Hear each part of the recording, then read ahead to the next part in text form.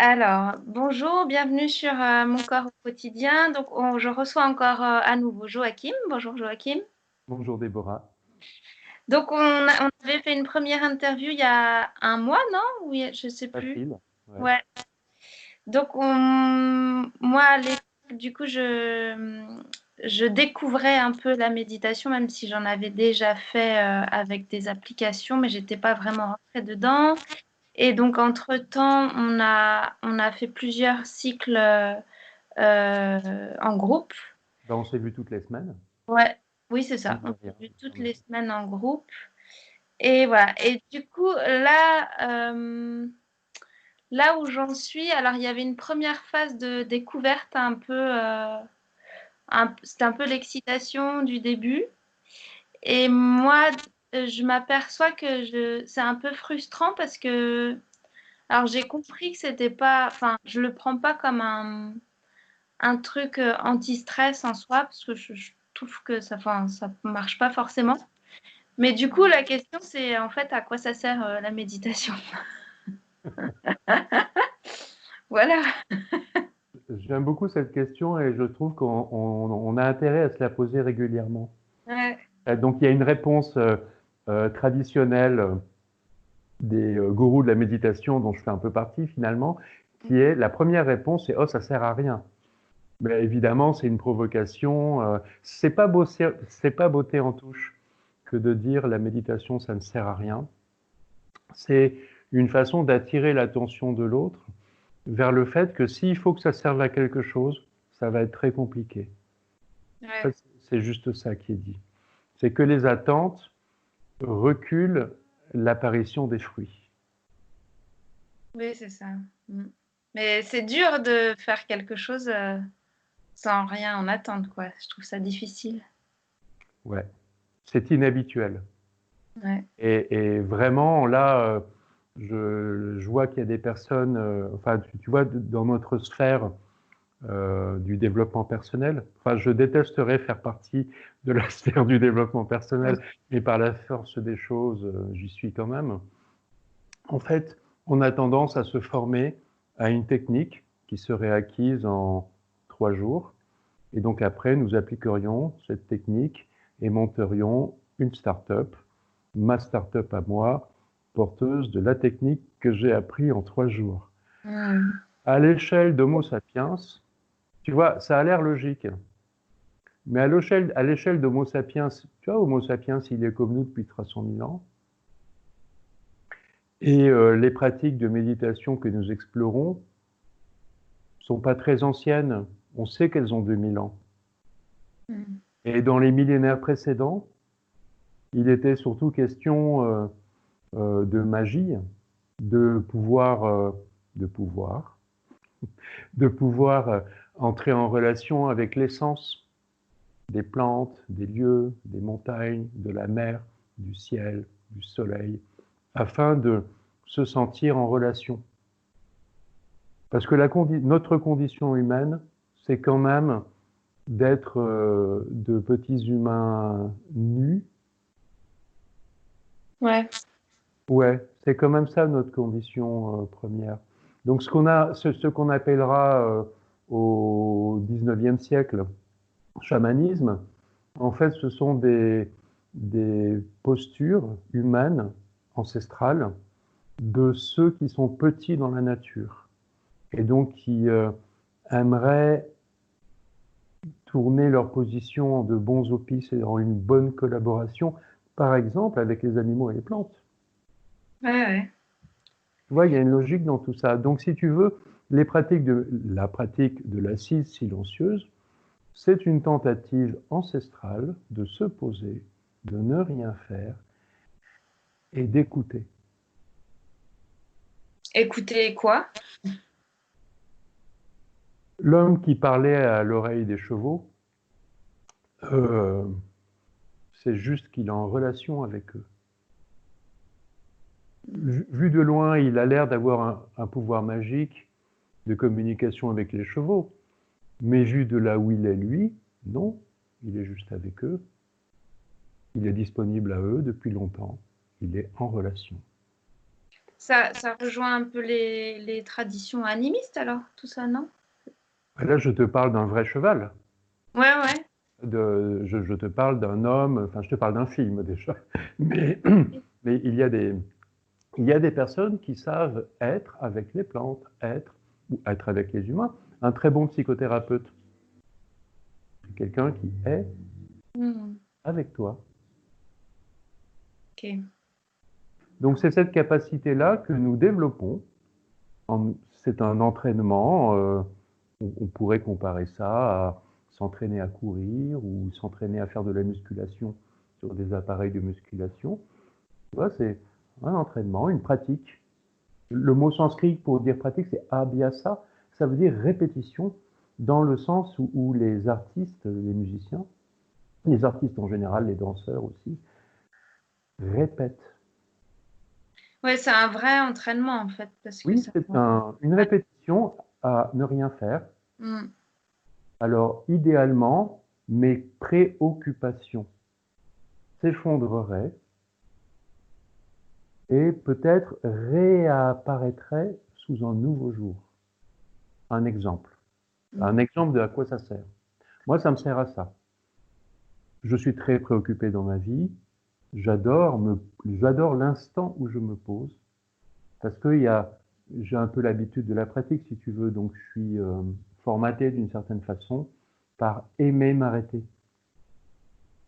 Alors, sur une heure de pratique, c'est un instant qui peut se traduire par un soupir et une forme de joie qui indique immédiatement qu'il y a une relâche, qu'il y a une présence. Et donc souvent, alors instantanément a disparu ce qui me préoccupait, je suis juste dans la joie et dans un soupir, quoi. Je suis présent, ça. À ce moment-là, oui, parce que je viens de stopper et en me posant assis, je suis enfin à la maison en mon corps. Mais alors, reprend forme rapidement, soit les préoccupations que je viens de quitter, soit carrément autre chose. De l'ordre de la pensée, c'est-à-dire de la mémoire qui me constitue et qui réapparaît. Alors si tu veux, là aussi c'est une question de pratique. J'ai pris l'habitude d'être curieux et de me dire, tiens. Et donc moi je passe mon temps à me dire, ah bon. Mais tu vois, ça finit par déteindre dans la vie aussi. Cette curiosité qui consiste à être au monde. Ça pourrait devenir une façon d'être. D'accord. C'est même censé devenir une façon d'être, à l'écoute. Donc, ouais, s'il devait y avoir un but, ça serait celui-là, en fait. Être à l'écoute. Hmm. Et toi? Alors, dans les fruits collatéraux sympas, pour finir mon truc, excuse-moi, je t'ai Oui, coupé, oui. pour vraiment circonscrire cette petite question, quelque chose qui est très simple à piger, je pense. Je m'engueule avec un membre de ma famille, un proche.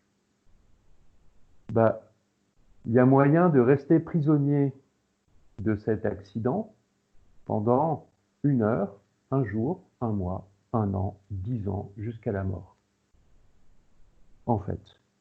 Et ça arrive souvent de rester prisonnier d'un événement. Dans l'assise, nous cultivons sans arrêt le fait d'être non pas prisonnier de ce que je pense, sinon c'est de la rêverie. Alors c'est bien, la rêverie c'est bien, je touche ce que je pense, c'est ça les indications de base de la pratique. Je l'identifie, je suis avec, mais je n'adhère pas, je laisse vivre la chose. Et moi, mon lieu, c'est le corps, le mouvement respiratoire. Et il Ouais. n'est pas question de se détacher de ses pensées, c'est pas ça la chose, c'est de voir de là. L'entraînement, c'est voir de là. Donc si Mhm. tu veux, tu copie-colles cette qualité que tu cultives sans arrêt, tu la copie-colles dans ton engueulade, bah tu vas garder cette capacité à revenir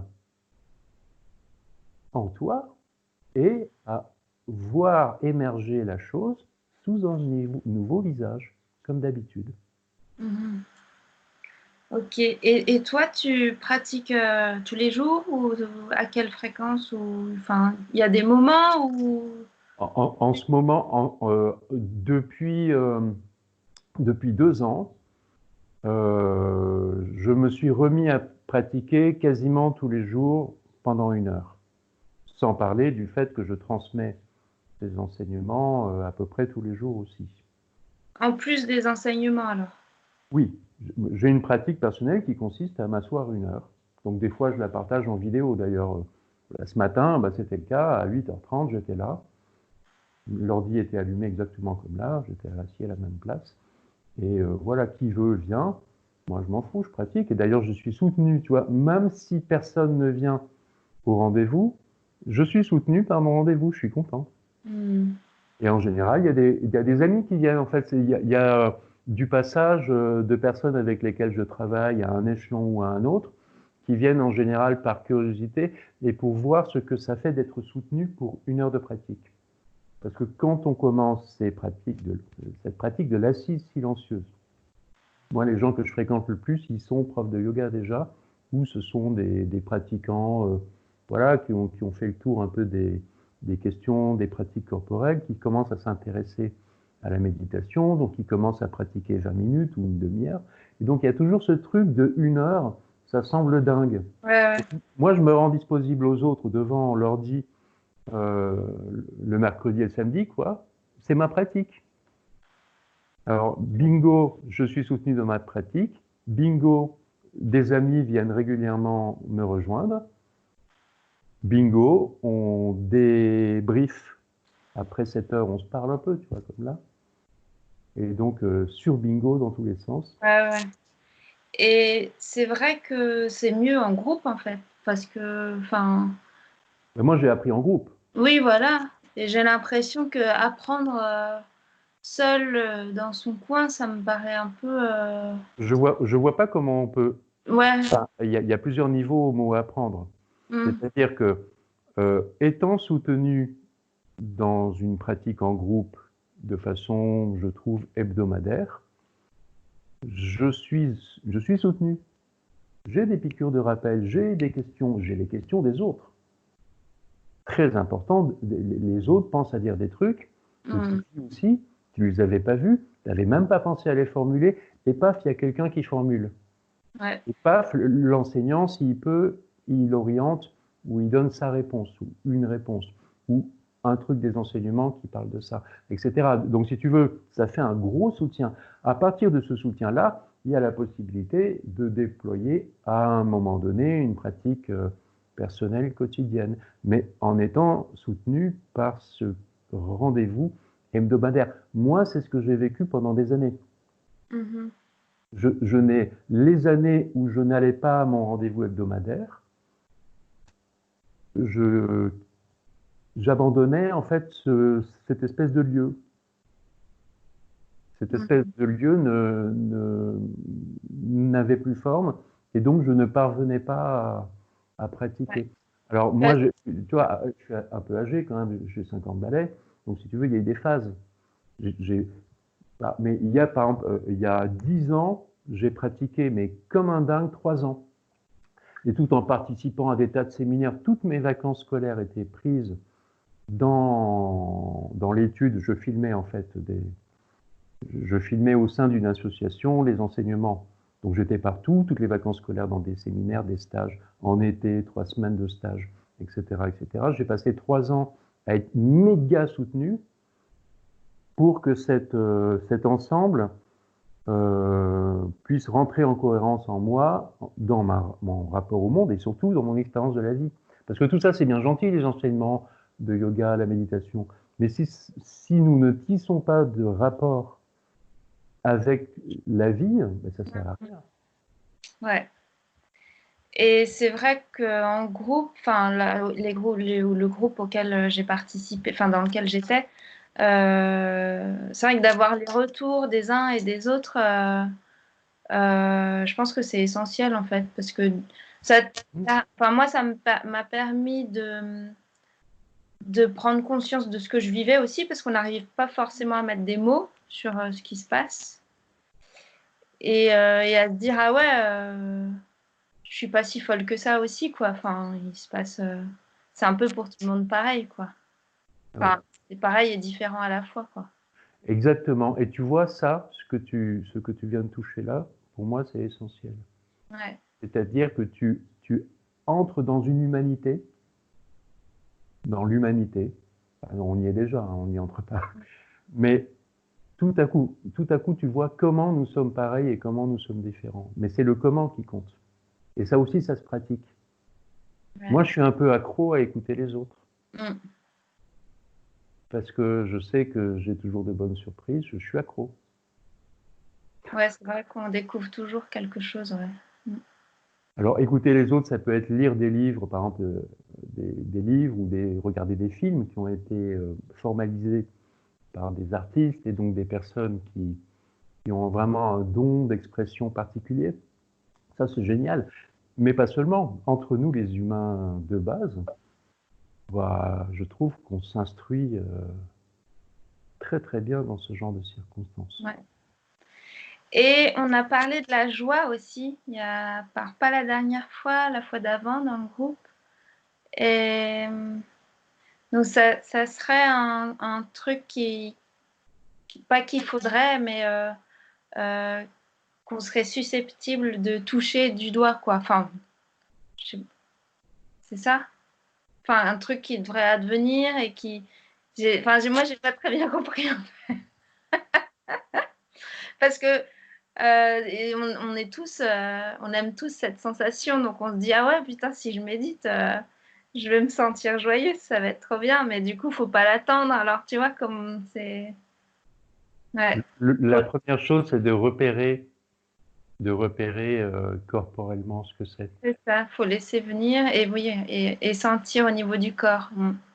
Mais en fait, pour parler de la joie, la meilleure chose, c'est de faire appel à ce que tu en connais.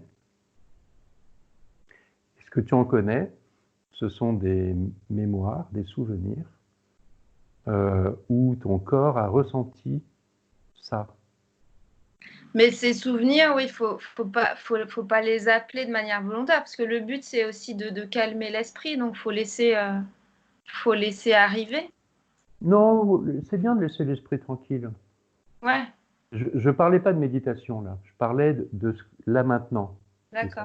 ça vaut aussi pour quand on est assis. Ouais. Moi, pour parler de la joie, je vais me relier à ce que je connais de la joie. Mm. Ce que je connais de la joie, c'est une sensation physique. Il n'y a Ouais, ouais. rien d'autre en fait. On a posé le mot joie, ananda en sanskrit, sur une sensation physique. Mhm. En fait, il n'existe pas de bidule qui s'appelle joie. Il n'y a pas. On appelle joie une sensation physique. C'est très Mm. important de ne pas partir ailleurs et d'être juste avec ça. Mm. Donc, tu la connais d'où? Amoureuse, en relation à une œuvre d'art, Mm. en relation à un humain, amoureuse, entre guillemets, en relation à un paysage, Mhm. en relation, ce, ce fameux but de la pratique méditative, dès que tu es en relation, joie, toutes tes cellules font oui, oui, oui. Ouais. Tu vois, c'est juste ça. Mm, mm. Ouais, ouais. Je commence à faire des ponts. Mm. C'est que ça. Notre problème, c'est qu'on ajoute, nous sommes préoccupés. Mais la préoccupation s'effondre. Bah, il reste la relation, la joie te fait oui, point à la ligne. Mm. Mais la condition humaine, c'est d'être préoccupé. La Oui, condition humaine n'est pas de vivre dans la joie. oui, c'est ça. Non, Mm. il ne faut pas se tromper de film. En fait, c'est très simple. Une personne qui désire vivre dans la joie va être très déçue très vite, va se sentir peut-être frustrée, Et pire, se sentir frustré, c'est très bien. Surtout quand on est frustré, parce qu'au moins on a le bon signal au bon moment. Donc on est en rapport. Là, je suis frustré, je me sens frustré, je suis en rapport, tout va bien. Là où c'est grave, c'est d'inventer un masque, un faux truc, une fausse joie que je vais me présenter à moi-même et aux autres. Bon, ben là, il n'y a pas de relation. Ouais. Tu as déjà été dans des rassemblements de gens joyeux. Tu sais, ces groupes, si t'es pas joyeuse, t'es excommunié. Il y a des groupes comme ça. Tu as super intérêt à être joyeuse. Bon, ben voilà, tout le monde a un masque, personne n'est en relation. Ouais.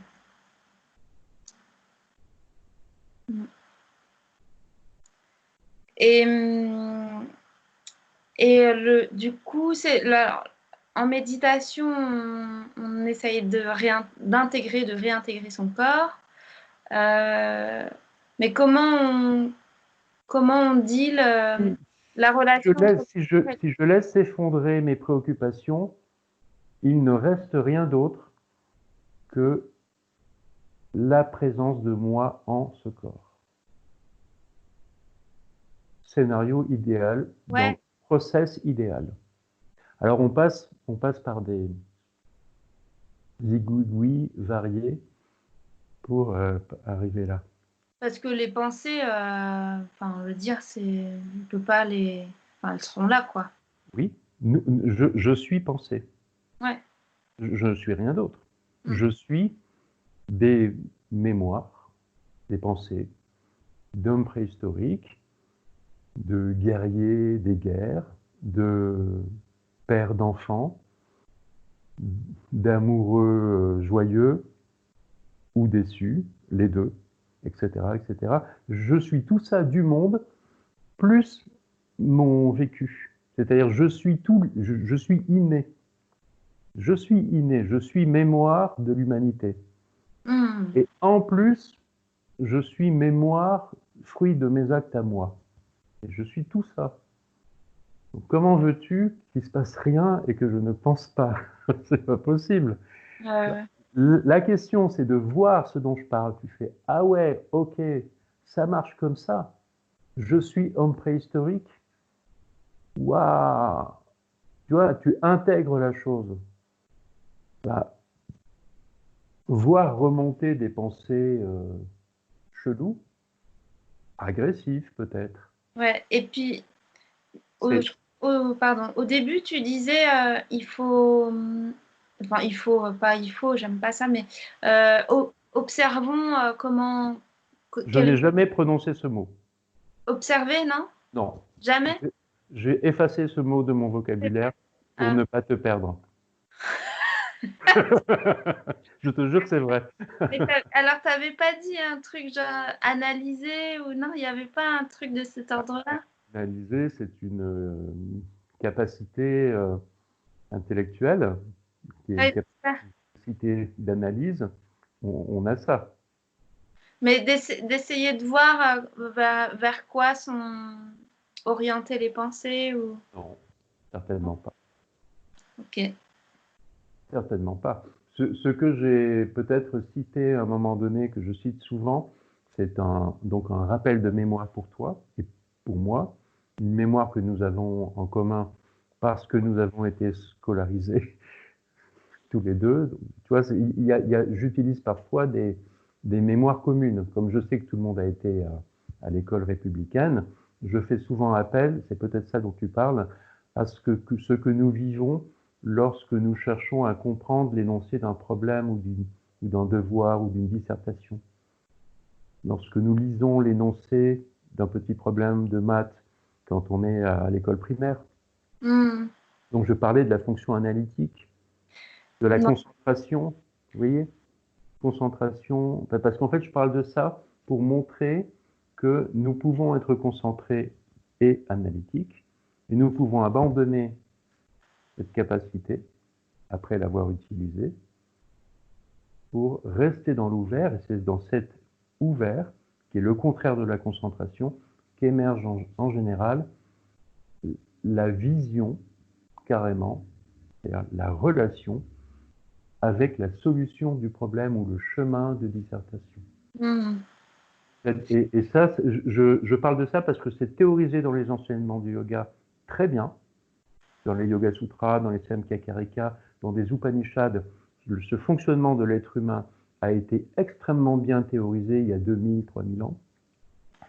Et donc j'utilise des exemples, et cet exemple-là, je reviens avec, j'en profite, même si c'est pas tout à fait ça, parce que je vois que ça a l'air de te parler moyen, donc j'en ai Ouais. peut-être parlé en ta présence. Ah, Mais en tout cas, viens avec moi dans cette expérience.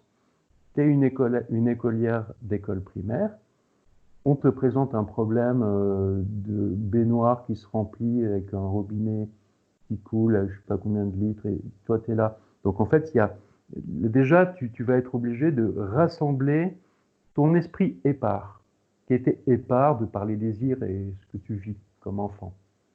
Voilà. La cloche sonne, tu étais dans la cour de récré, il y a une interro, tu te retrouves devant ta feuille, il va falloir que tu rassembles ton esprit qui était éparpillé, que tu le poses sur la feuille en papier, que tu lises l'énoncé, et que tu fasses un travail, toi, concentration, rassemblement de mes désirs épars. Je pose l'esprit dans l'espace où ça a lieu là, et je fais fonctionner mon truc analytique. Et là, est-ce que tu te souviens d'avoir été bloqué là? mm. Tu lis 15 fois Ouais. l'énoncé, la solution n'apparaît pas, Mm. et l'heure tourne et tu commences à flipper. Parce que la vision n'apparaît pas dans la concentration. Il va falloir, une fois que tu as analysé, une fois que tu as intégré les données, il va falloir se redresser, tu vois, physiquement. C'est vraiment la posture de l'assise. Il va falloir se redresser, arrêter d'être comme ça, quoi. Se Ouais. redresser, ouvrir les poumons, placer la tête. Prendre Et du recul. j'appelle pas ça prendre du recul. Je suis en train de montrer, tu vois, c'est pas le recul, c'est l'ouvert. C'est ouvert. Et dans cet espace ouvert apparaît le truc encore une fois. Et même peut-être avec la joie. Ouais. On est toujours dans le même processus et nous le connaissons parce que nous avons été amoureux, nous avons été en relation et nous le connaissons même en tant qu'écolier dans notre rapport à la difficulté, entre guillemets, de ce qu'on appelle un problème. Ouais. Tu vois que c'est un problème de maths ou une dissertation, une rédaction en français, c'est le même phénomène. Ouais, ouais. Et Ouais. la créativité, tu vois, être créatif, c'est une question visionnaire. Mm. Et c'est pour revenir à ta question du départ, qu'est-ce qu'on fout là? On s'entraîne à ça, en fait, mine de rien. Mais c'est bien de le voir. Notre discussion est essentielle parce que du coup, je te communique la structure. Toi, tu vas t'en emparer et tu vas te mettre à l'utiliser. Tant que tu n'as pas cette structure qui a été mise verbalement en forme, bon, bah, tu es assise et tu dis, and so what? Ouais, c'est ça. Et tu as raison. Ouais. Donc notre discussion est vraiment essentielle parce Mm. qu'elle te donne une structure que tu vas très très bien savoir utiliser. Mm. Et, mais du coup, c'est plus intéressant d'essayer de faire des méditations longues, non? Dans un premier temps, pour s'entraîner. Pas forcément? En général, on conseille aux personnes que ce soit un peu long, c'est-à-dire que ça dure 20-30 minutes Mm. pendant plusieurs semaines. Et la vitesse de croisière, c'est des trucs qui ont été formalisés entre le Moyen Âge et maintenant, tu vois, c'est assez récent ces formalisations-là. Mais en tout cas, 1 heure, c'est une bonne mesure. Parce qu'en fait, oui, 1 heure, in fine, c'est la bonne mesure. Parce que c'est ce que je te disais tout à l'heure, c'est ce que je propose en soutien, parce que c'est un peu problématique pour les gens qui débutent. 1 heure, ça a l'air beaucoup, en fait, non. Mais c'est important que nous rencontrions des difficultés. Parce que et la durée, par une posture de yoga,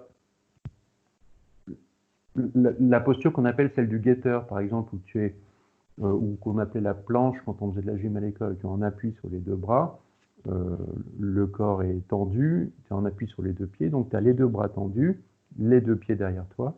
Je les montre là-bas, derrière toi. Et donc, ta musculature des bras, des épaules, du dos, même les fléchisseurs de hanches empêchent le bassin d'aller vers le sol, donc remettre le bassin dans le prolongement de la ligne des jambes. Hein. Donc toute ta musculature est très tendue. Et donc très vite, on se met à trembler. Tu vois, on sous-respire.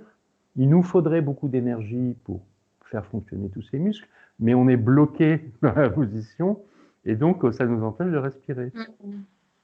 D'où l'intérêt de cette posture, parce elle va apprendre à la personne à donner de l'espace Mhm. respiratoire déjà dans une situation qui ne le permet pas. Mhm. À apprendre à donner de l'espace alors que c'est difficile de donner de l'espace. Mhm. Ok. Donc, si tu veux, le copier-coller, donc là, la posture du guetteur, elle est problématique au bout d'une minute. Ouais. Méga problématique pour un sportif de haut niveau au bout de 3 minutes. Et elle est intéressante à ce titre-là, d'être prolongée, et donc que nous allions chercher la ressource pour ouvrir, pour faire vivre quelque chose qui est en train de se ratatiner. Bah, si tu veux, le principe de la durée dans l'assise, c'est le même. Ouais. Il va falloir trouver des ressources. Et donc, nous apprenons le chemin pour entrer en relation avec des ressources énergétiques respiratoires. Parce que ça se fige. Et la posture, surtout pas. Dès que c'est figé, c'est une forme de souffrance. Donc nous apprenons à redonner de l'espace. Ouais. C'est génial. La respiration, ouais, elle doit être assez soutenue quand même, parce que donc c'est toujours par le nez, hein, parce qu'on est, Oui, on est en plusieurs yoga. écoles, mais il y a une logique évidente à faire à ce que au fond de la cloison, de la fosse nasale, l'os du crâne est de l'épaisseur d'une feuille de papier à cigarette. C'est-à-dire que le liquide céphalorachidien est séparé de la fosse nasale par une paroi osseuse de l'épaisseur d'un papier de cigarette. Mm. Donc, des échanges subtils. Mm. C'est très important de faire circuler l'air par le nez. Ok. Donc on inspire par le nez, on souffle par le nez, mais l'expiration, elle doit être, parce que si on veut créer de l'espace, l'expiration doit être vraiment profonde et active. Oui, exact. Oui, Active. carrément. Ouais. Expirer, c'est ramener le bas du ventre vers l'intérieur. Jusqu'au périnée presque, hein. Le périnée finit par être inclus dans le processus, Ouais. tout à fait. Et Mais je ça, trouve tu t'en rends compte dans euh, les pratiques de yoga, ouais, pratiques corporelles. que pour des gens qui connaissent pas trop ça, je trouve que c'est un peu, parce que du coup, moi, je connais par mon métier, mais pour Oui, des gens qui connaissent pas, je trouve que c'est un peu difficile, en fait. oui, Enfin, c'est long d'expérimenter ouais. les moyens Mm. respiratoires. Ouais. D'ailleurs, beaucoup d'enseignants bottent en touche sur la question. Moi, j'aime bien ne pas botter en touche, mais c'est aussi parce que j'aime bien transmettre ça, je connais bien, Mm. botte pas en touche. Moi, je travaille avec des petits groupes, des gens qui font déjà de yoga, la plupart des gens avec lesquels je travaille sont profs de yoga en fait. Ouais, C'est déjà pas simple comme ça. ouais, Donc voilà, mais en tout cas, ce que tu as pointé quelque chose encore une fois de fondamental, c'est que oui, nous créons un espace en expirant. ouais. Mm. Je viens de dire, c'est rarissime que ce soit vu. C'est Ouais. rarissime.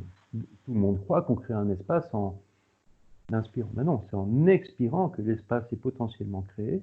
Mm. C'est un effort d'expirer, un effort des muscles transverses, et à la relâche de cet effort, là, on relâche l'effort d'expiration. L'inspire devient quelque chose de relâché. C'est curieux, au Ouais. moins dans son début. Donc cette inspiration qui monte du fond du bassin, on l'accueille au passage. Ah, on la fait monter le long de la colonne vertébrale jusqu'à l'arrière de la tête. Ça passe, tu vois, la ligne vertébrale passe par les oreilles quand la tête est bien. Donc on joue avec ça.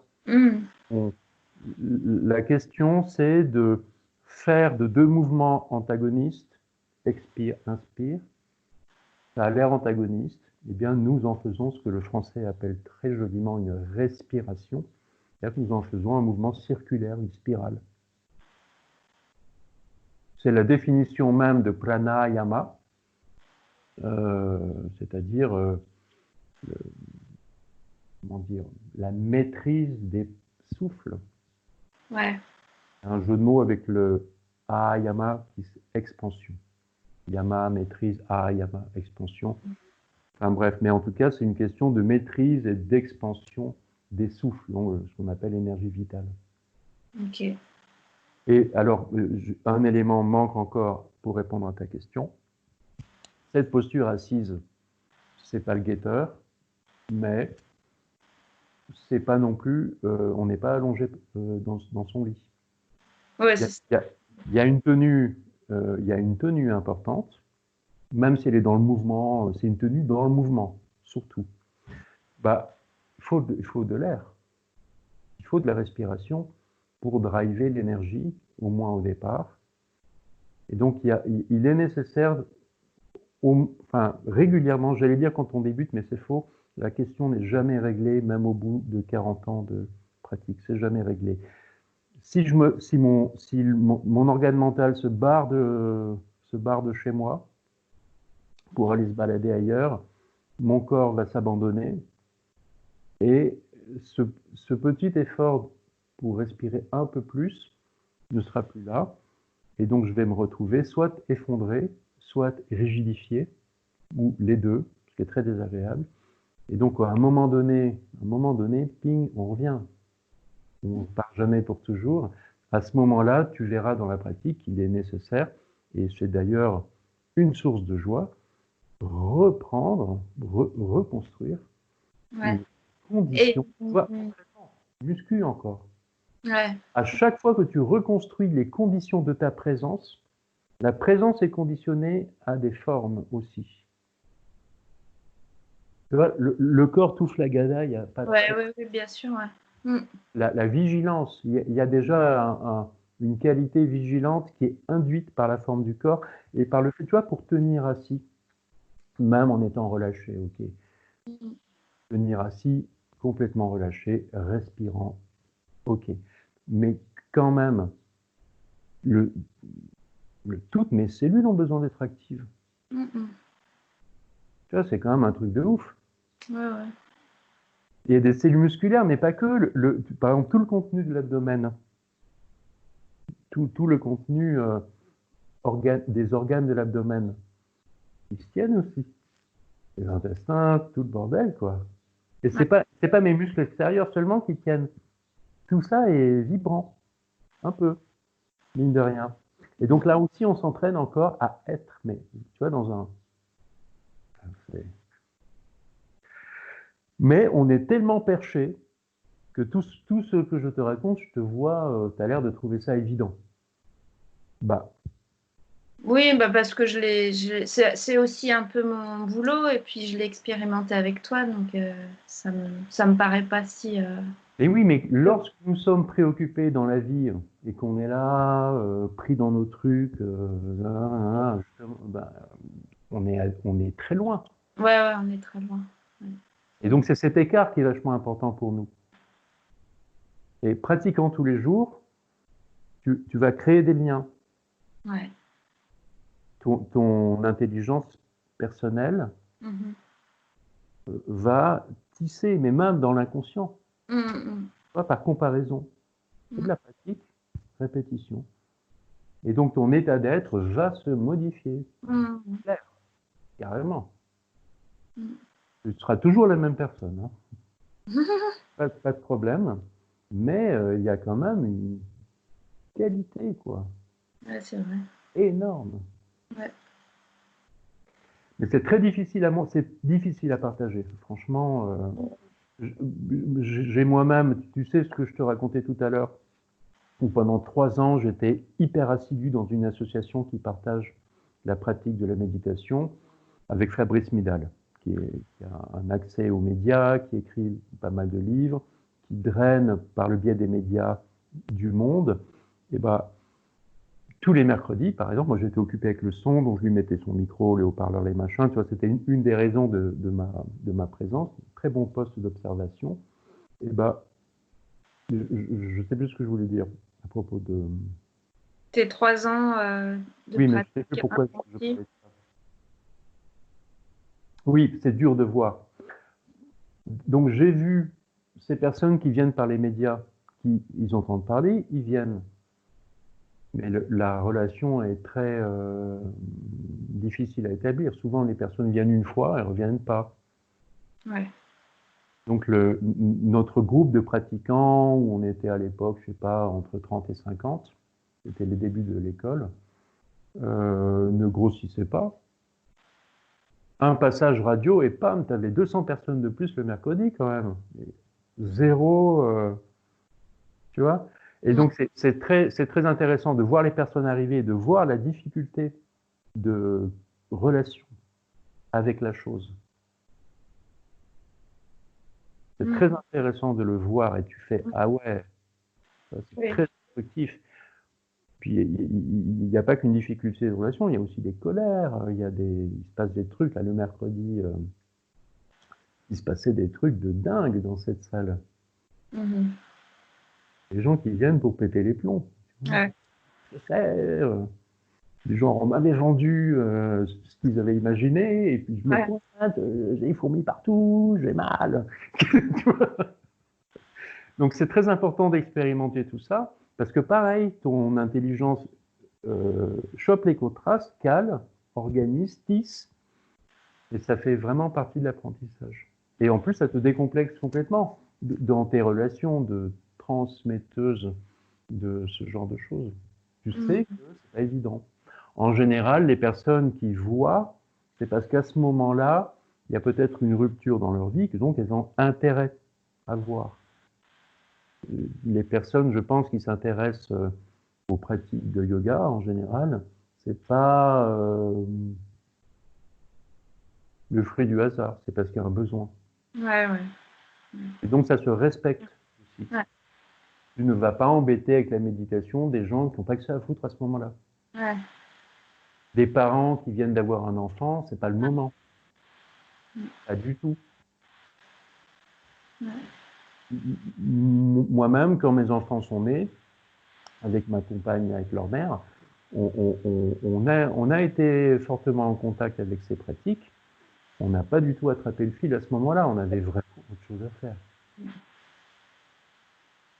Donc on est tous pareils, encore une fois, même avec nos différences. Ouais. Et une toute dernière question. Bon, on a souvent des douleurs quand on pratique. Enfin, pour ma part, ça arrive assez régulièrement. Et tout à fait, mais ça se Ouais. résout par une assise plus facile. D'accord.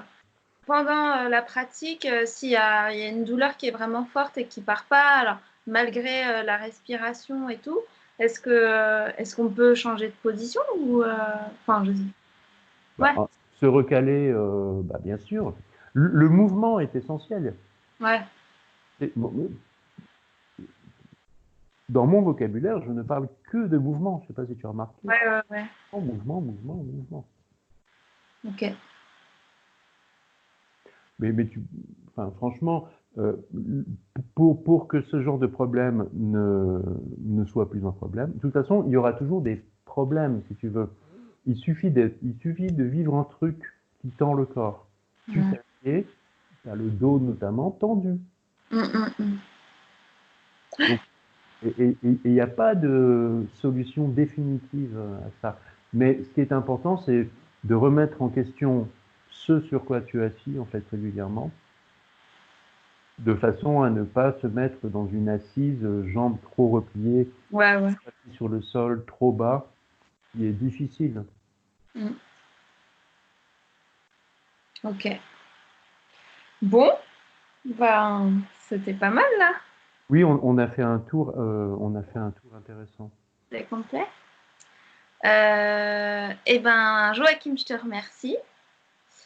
de m'avoir, d'avoir partagé tout ça. Ouais. Donc, c'est vraiment un plaisir, Déborah. Vraiment. À bientôt sur Mon corps au quotidien. Ouais. À bientôt. Ciao, Déborah. Salut.